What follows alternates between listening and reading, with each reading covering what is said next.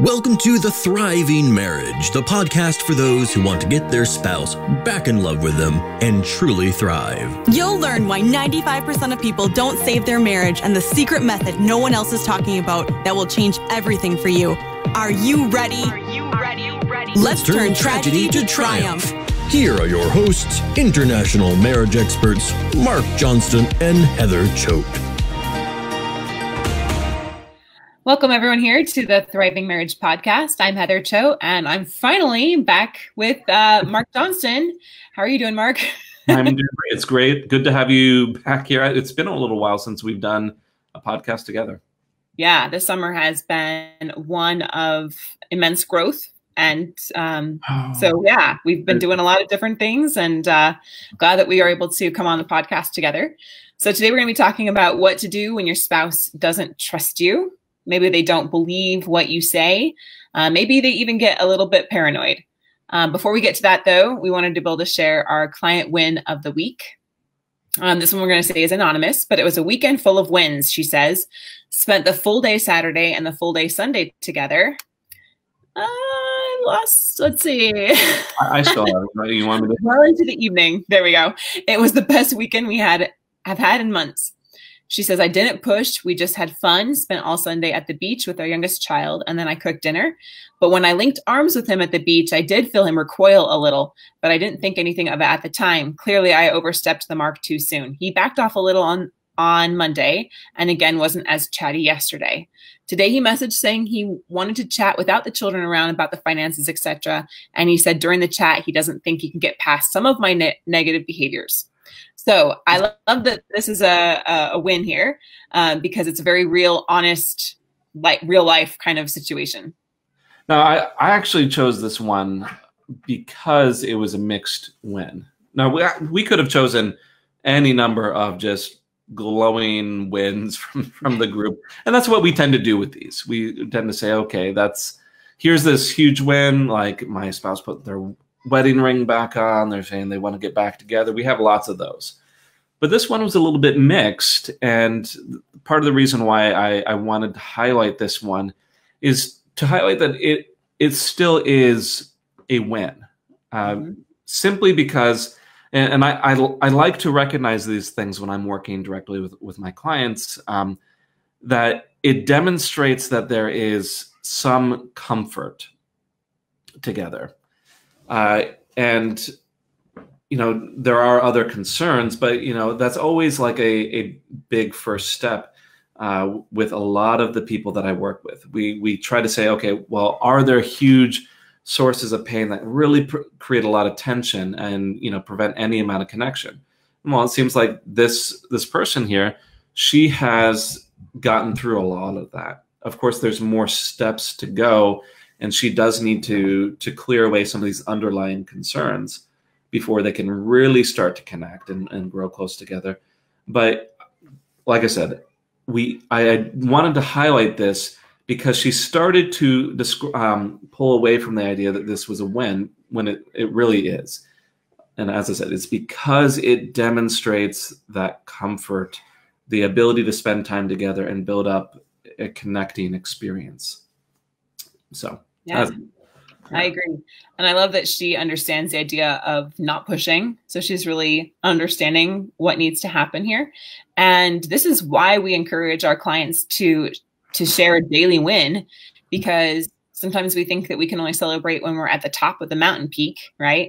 When the divorce is completely over, not being talked about anymore, it's dissolved or whatever is going on, right? And the wedding rings are back on, they leave the affair partner, and all of those things are important. Yes. But when you're in the daily struggle, it's so important that we train our minds to see what's going right and to recognize progress, because it is there more often than not as you're following this path process. So I love this one. And I know that she's on the right track and that more good things are to come for her as she continues to stay consistent to the method. All right. Now we did something kind of interesting. Okay. We wanted to see what the most popular post in our Thriving Marriage Facebook group was. Okay. So I did a little bit of market research and I pulled it up in our group insights. And this was the post. And I realized, if a lot of people are commenting on this, then there's something that's resonating with you guys, and it's going to be pretty applicable. That whole idea of my spouse doesn't trust me. They don't believe what I say. I'm really not doing these things that they're accusing me of. And they're even maybe getting a bit paranoid, or definitely like, how do I handle this situation? And so we're not really talking about if you have broken trust and now you're trying to restore it. We've covered that in previous podcasts, and we can go deeper into that another time. But this is more if you really haven't caused a huge breach in trust, but your partner is really making a lot of accusations. Okay. So I'm kind of a quick comment. So we were talking about this right before the podcast, and it's not obvious how this is applicable right away. I want to say that right off the bat. But like how there was, you're saying, there are some pieces of this that can be applied, and like I said, it's not super obvious. So as you pointed out, there are a lot of you out there that are dealing with issues of trust. Your spouse perhaps not believing you, not believing in changes, not believing in whatever might be going on. So as we read through this post, I want you to keep that in mind.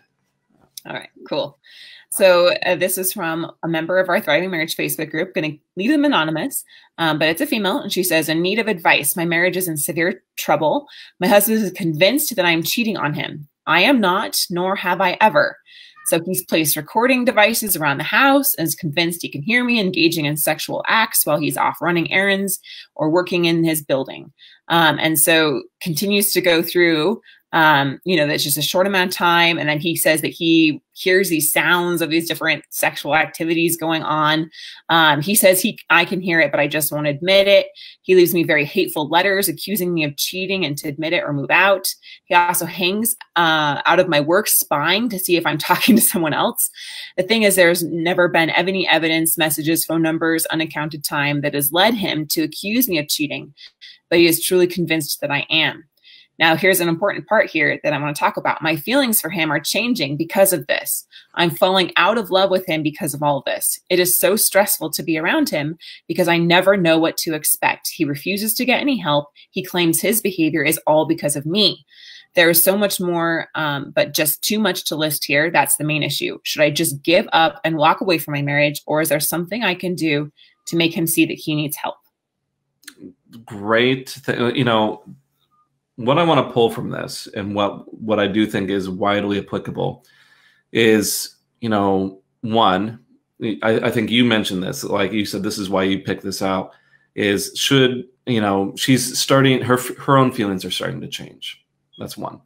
Number two is, dealing with a spouse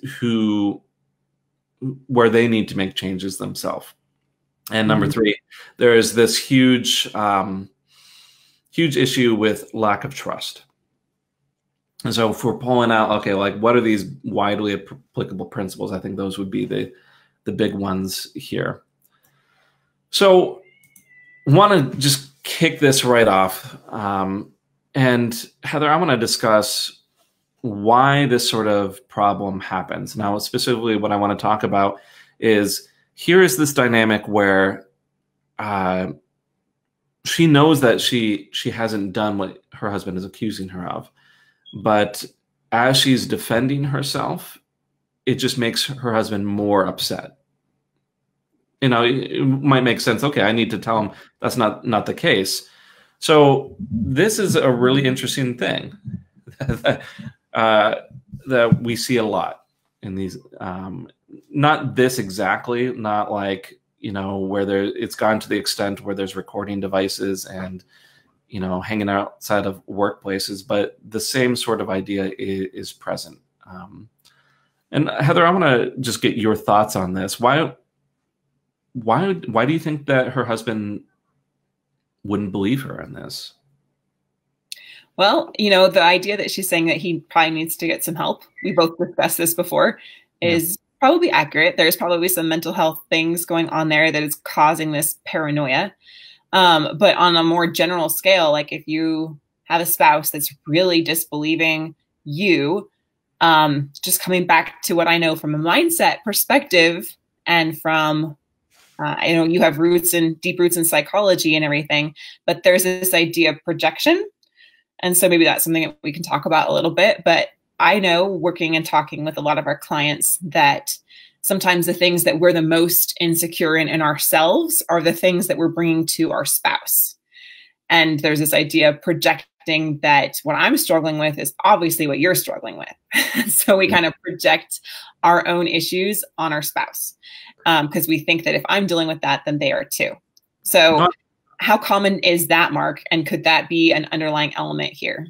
I do think that that's a possibility. When we go through these sort of situations, if like a client came to me and presented this sort of problem, I like to rule out rule out different possibilities. So the first thing, I'd probably rule out is like, okay, is there a history of mental illness, just like you mentioned? But in terms of projection, that's also something that I would want to rule out. If the husband himself had a lot of suspicious behavior and had a lot of unaccounted time, that might explain some of this, but probably not to the extent that it's been pushed so hard. Mm-hmm. So it might explain part of it, but not the other part. And I think that this is much better explained by what's going on in terms of defensiveness. Mm-hmm. So I'm looking at this from taking this from John Gottman's theories, and he talks about different big causes of divorce, the 4 horsemen of divorce, one of them being defensiveness. Now, one might say, okay, it should be okay to defend yourself, especially in this case where she's saying, I haven't done anything wrong. And that's not itself the problem. It's like defending yourself isn't so much the problem, defensiveness is. And the difference here is that throughout all of this, she's not considering why he might be worried about this or where this worry might be coming from. She's not really validating the concern. And validating doesn't mean saying, you know what, honey, you're right, I am cheating. That's not validation. It's saying, hey, this is a big fear of yours, and I want to help you with this. And I'm taking this seriously with you. So that would be my suspicion with a lot of these interactions, where he's saying, see, here's this evidence. And even though he's not right, even though there isn't actually any whispering or writing notes, one way that the big problem here is that it is all escalated because he is not feeling heard. And the more that she pushes back against him, it's going to keep escalating further. That's why he says it's gotten to the point where he says, okay, she either needs to admit the truth or move out. It's all because he's not feeling heard. And let's say that, let's even pretend that both of them walked in together. And immediately I saw the problem is like, okay, he's being a bit paranoid. If I immediately said, you know what, Mr. Smith or whatever his name is, I don't think that's the case, he would immediately dismiss what I'm saying, and he would not listen to me at all. And, so as a coach here, I would, need to take some time to say, okay, I want to understand where this fear is coming from. And I do think that that's the case here with her. And that's why it's gotten to this level. Right. So as you're saying that, isn't it that it's feeding into the story, right? He has a story about her. We go to the path method, right? He's got this really strong story. And what we've talked about with our stories, right? So think about why your spouse is saying, like, what are their reasons justifying what they're doing? So whether it's true or it's not, or it's a mix of both, right? Because it could be completely true, it could be completely untrue, or it could be a mix of both. But to them, it is true. Yes. And so regardless of whether it's actually true or not, to them, it is true. And we will defend our beliefs to the grave until we're finally given like the permission inside ourselves to let that defense mechanism go and replace it with a new story. And so I agree with you, Mark. Her defensiveness and like saying, I don't feel heard, so I want you to I want to prove this, is actually only feeding a story more. And so we need to pull back away from that and get to the first steps, which is gaining a perspective into why they're feeling this way. So, yeah. We might say this in another way, but you're right. Yeah, that there's that perspective part. They're really trying to understand and have empathy for your partner. Another way we might say this is having a high amount of respect or consideration for what they're saying, even if it might not make sense. And I run into this all the time when a spouse is saying, hey, I'm done and I'm moving out. And then we have our clients who are trying to hold on to the marriage so much and defending their own point to the point where the other person does not feel considered or respected or validated with what they consider to be very legitimate fears and concerns, which turns into this weird, it doesn't make sense if you just look at it on the surface. So essentially what Heather and I are saying is, like, he's not actually right in that she's doing all these wrong things, but you have to actually almost, it's not pretend like he's right, but consider how he could possibly be right or how he could have come to that conclusion. There has to be some support of this unhealthy view before you can set that view aside. Right. Otherwise, he will not lower that defense mechanism because he thinks it's keeping him safe in some way. And we all do that. Right? Like I said, the very good analogy is the spouse who's leaving and moving out and separating. Is you have to consider them moving out and separating and respect that before they could even consider dropping that. Mm-hmm. And this is a hard concept to get through. Like, hey, I have to have some amount of acceptance in what my spouse is saying about me, before they'll even consider something else. Right. Like a lot of people say, well, if I play into this a little bit, if I validate this at all, isn't it just going to support this idea that they're right? And that's not the case. And it's I don't know. I don't know if I'm explaining myself right. It's not just giving in. That's not what I'm saying. It's very counterintuitive. And I know a lot of you have joined like our masterclass, and I'll often talk about this point here where we get to the understanding part. And I'll ask you guys, like, what does this feel like when I communicate in this way? And I give like an example, which I've learned from you, Mark, and we, this is exactly what I teach our clients, right? Mm-hmm. Is that, I really care about you. And whether this marriage works or not, I want you to be happy. I want to understand where you're coming from. I want to be a better version of myself. Can you help me with that? Right? And so you've taken the pressure off and you've increased understanding. And what's interesting is a lot of people say, okay, that feels really safe. I can see how if I communicate in that way, my spouse will open up and we'll start to build a bridge here. We'll start to build, bridge that gap and create some real understanding through empathy. But then some people are like, that feels scary to me because it feels like I'm giving up or I'm telling them that they're right and they're not right. And it's kind of one of those times where you have to decide, like, do I want to be right because you are right, right? If they're accusing you of these things and you aren't doing them, then you are right. You're not doing them. It's one of those times you got to kind of decide, do I want to be right or do I want to solve this? Do I want to be right or do I want to have a happy marriage? And it's not saying that that their view is right, but it is building what we call like a bridge so that you can both understand where you're coming from and then start to work together. So we can lower those those defense mechanisms and work together as a team there. Yeah. I mean, this reminds me of like other theories, other authors that I've read about. I remember this one guy, I'm blanking on the name, but he would talk a lot about getting to some common ground, some common goals, common purposes, finding areas to agree on in order to lower a lot of the defenses. And it sounds like that's what you're talking about right there. So we have the situation, and once again, clearly there's something going on with the husband, and he's gone a bit overboard. But the other side of this that we pointed out right at the beginning was that this woman is starting to lose some of her feelings for her husband because of all of this.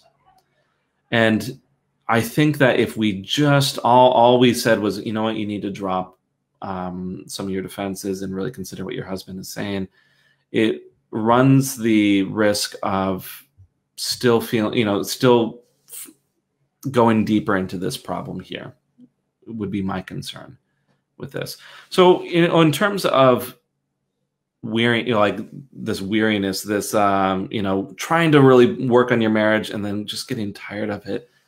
I want to know what your thoughts are on that. And, you know, I know, Heather, for a long time, you've been our mindset expert, you know, within the organization. So let's talk about that for a moment. Okay. Sounds good. Yeah. So that weariness, and I know a lot of you can relate to that. Like, I've been working so long, I'm not really seeing progress, or I'm just like, how long do I have to be the only one working on this thing? Right? How long do I have to do this? Right? What I find, what happens kind of at the root of weariness is that you've lost sight of the mark that you're really wanting to hit.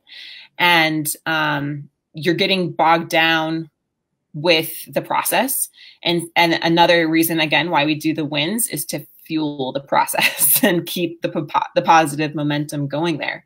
But there's a lot of things that haven't probably happened in this specific situation, and in probably a lot of the people that relate to this. And going through the path process, the first thing that we always want to do is do that root assessment and uncover exactly what's going on. Otherwise, what most people do is they guess at what's going on, or they guess at what needs to be fixed. They get into fight, flight, or freeze, and they get in either to a ton of action, thinking that they're just going to do all these things and it's going to work. And what happens is it's usually ineffective, or it backfires, or they get into freeze, where they end up doing nothing because they're afraid. And so then their spouse pulls further away from them. Or they assume that they know exactly what needs to be done, and then they get it completely wrong and it backfires, or it's ineffective. So instead of guessing or assuming or freezing, we want to really understand exactly what needs to change, so that then every action that we make is as effective as possible. So yeah, if you're going in just getting into action, or just kind of feeling like you're acting out of fear and you're like a chicken with their head cut off and you're just feel like you're all over the place, that will wear you to the ground.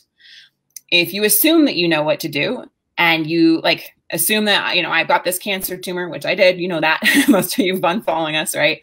And I assume I know how to fix it. I say, okay, I've got this lump, I'm just going to go do surgery on myself. Would that end well? If I just like, I'm just going to cut it out, right? No, that would exhaust me too. And it would be absolutely ineffective. It would completely backfire. And then the freezing part, that's exhausting too, because even though you're not taking action, you know, you are making a decision not to take action. So that is a decision, which then causes things to happen. So Mark, what is really going on there in your opinion? Like, I see that this is coming from not really having a clear direction on where they're going, or the correct path to get there. Yes, our path method. I'm going to put it in there. But they don't have the correct direction of where they want to go, or the correct actions to take every day, which then do lead to a lot of burnout and weariness. What do you think is really going on there, Mark? No, I think your point is very valid there. I think it's spot on. I think there's some other pieces too, but I want to comment on what you said first. So yes, if you put in a lot of effort expecting something to change and then it doesn't, I mean, that's just naturally going to really drain any amount of hope that things could be different. Exactly what you're saying there. And so it is really important that if the problem is big enough, that you get the right kind of help, the right kind of support, so your effort isn't wasted and that hope is lost. The other piece here, though, is even, you know, if we're tying this back to our path method, you know, I often will talk about having perspective or understanding or empathy for your partner, but, you know, at a certain point, you need to have some understanding for yourself, and, you know, make sure that you understand what you need here. In this case, you know, just like her husband who's not feeling heard or validated. As she is defending herself and her husband pushes back against that, this woman also does not feel heard or validated.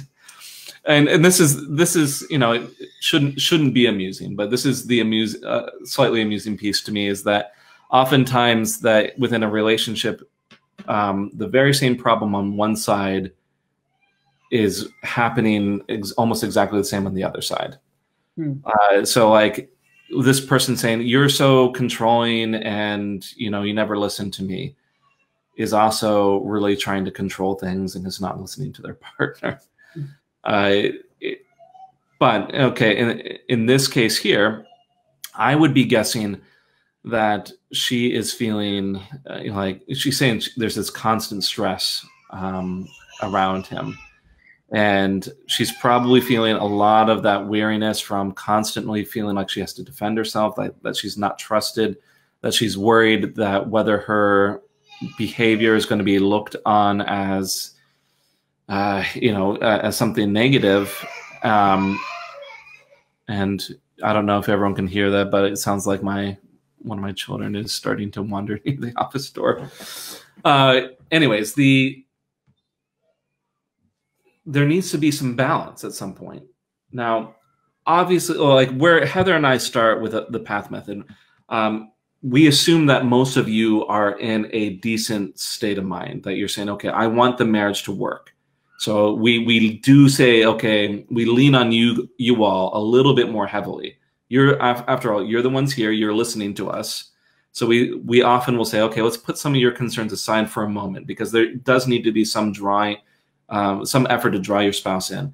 But if it's getting to this point where you are losing motivation, losing interest, it tells me that this is very out of balance and that you're very much at risk of losing the relationship because you're going to lose that motivation. And so there does need to be some boundaries.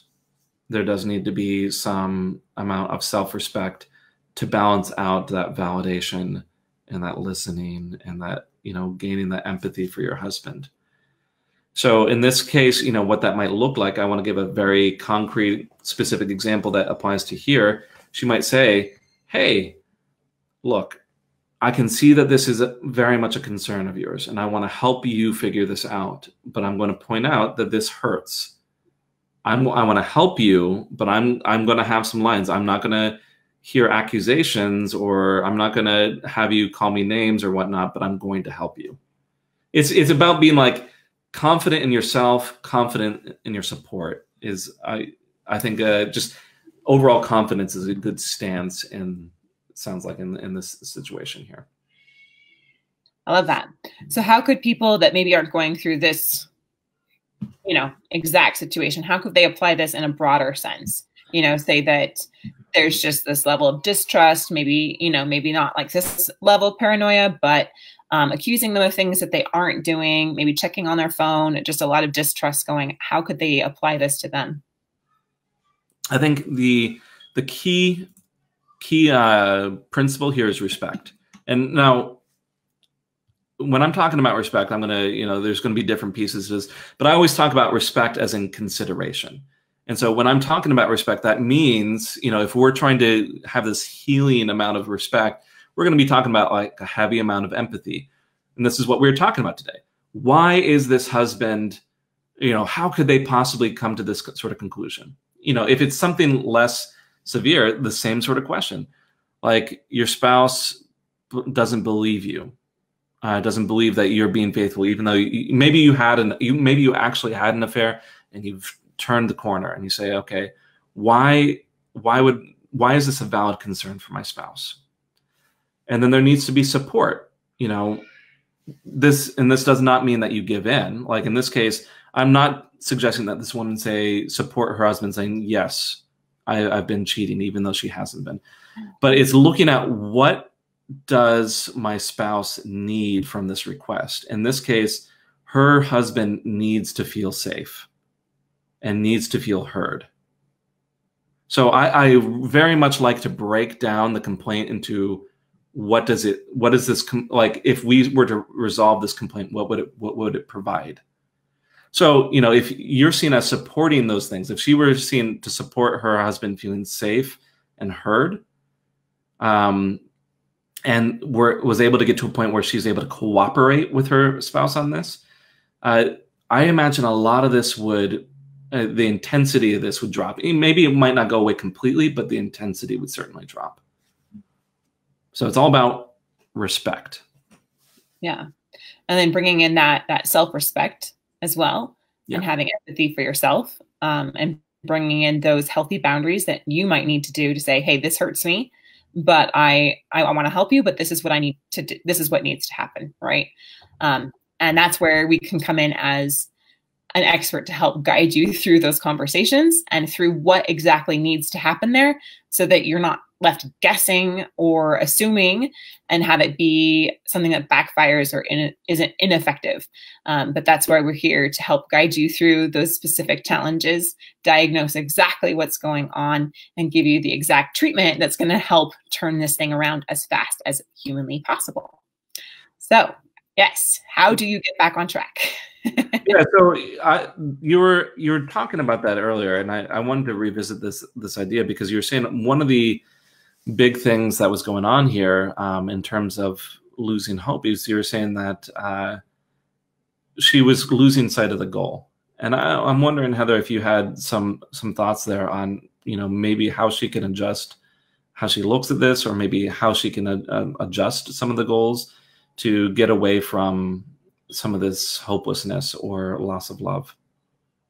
Yeah. So with everyone and anyone, having a 30,000 foot view of your situation, so kind of like pulling yourself out of the chaos and the drama and the emotions, right, that we get so kind of stuck in, like a lot of really big cycles there.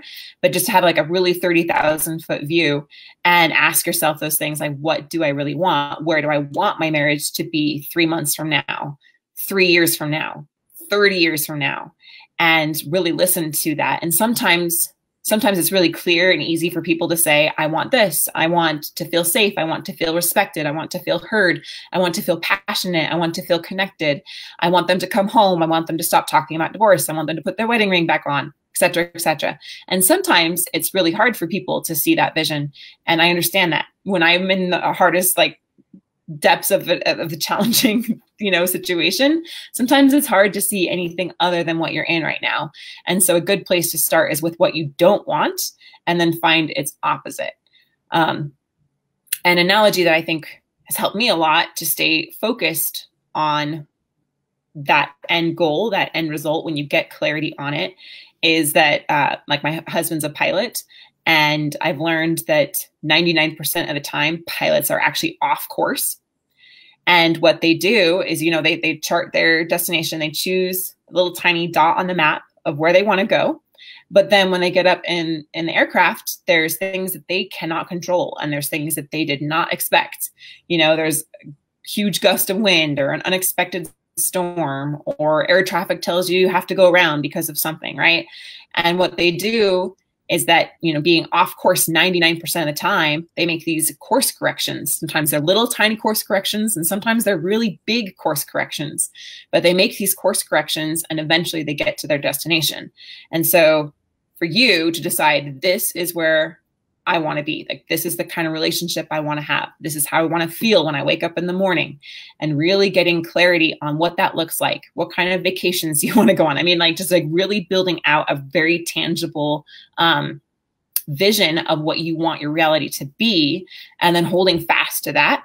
So you decide what destination you want. And then we here at High Thrive Coaching are there to help you make those little course corrections to get you there.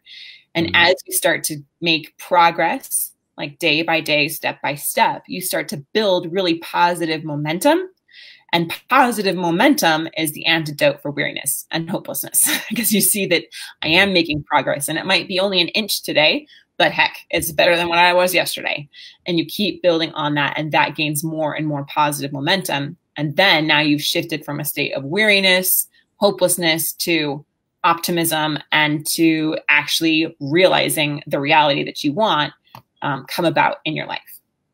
It reminds me of the Earl Nightingale analogy, and Heather, you know what I'm talking with, the the speech, The Strangest Secret.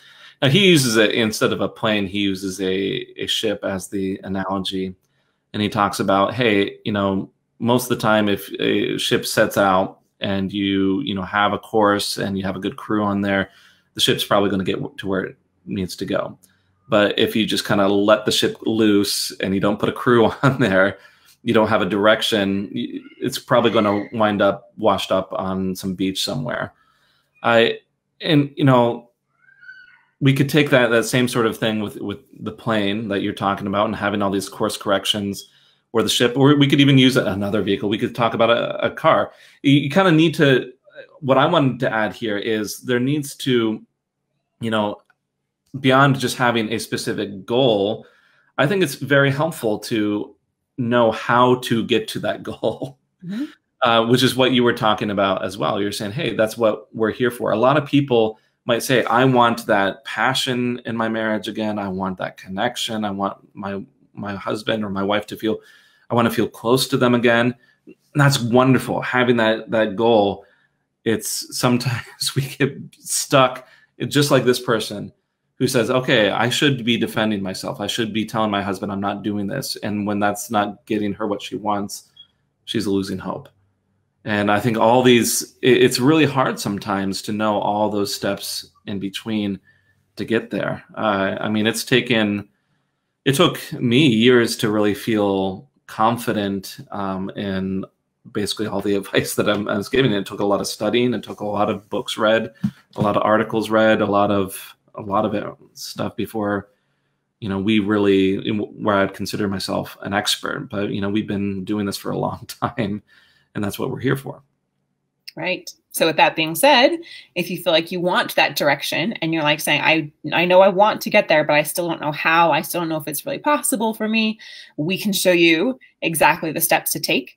And so I encourage you to book a complimentary consultation with us at highthrivecoaching.com/apply. Awesome. So any final thoughts about this before we go to our Marriage Mythbuster? No, I think we're good. I think we should. Awesome.